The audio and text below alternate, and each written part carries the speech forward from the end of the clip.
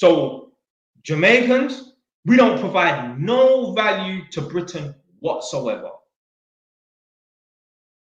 As opposed to Asian people. Let me tell you something right now, yeah? Asian people, they provide the most value to Britain out of every minority or...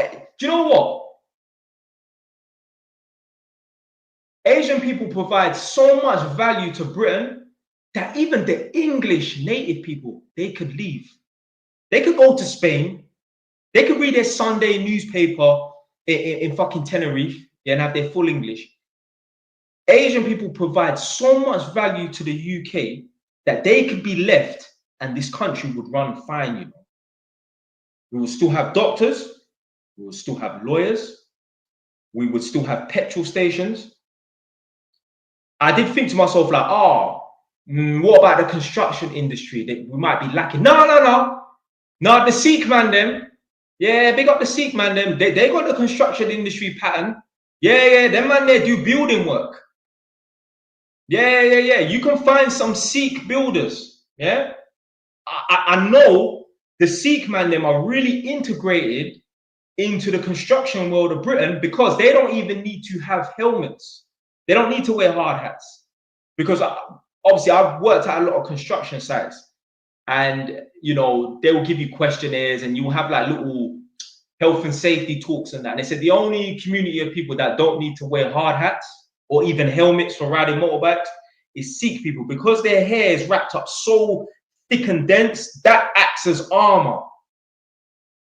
So this country will run smoothly, yeah, if Asian people, so that means man from India, Pakistan, and Bangladesh and Sri Lanka, yeah, if they were left here and everyone left, this country will still be running the same, exactly the same.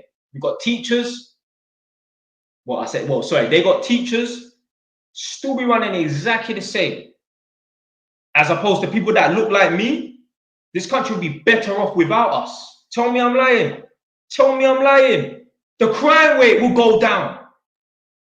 Do you know what? There will be less work for the police. They would have to listen, if people that look like me left this country, they would have to lay police officers off because they'll be sitting around scratching around because there's nothing for them to do. And I know they got work to do.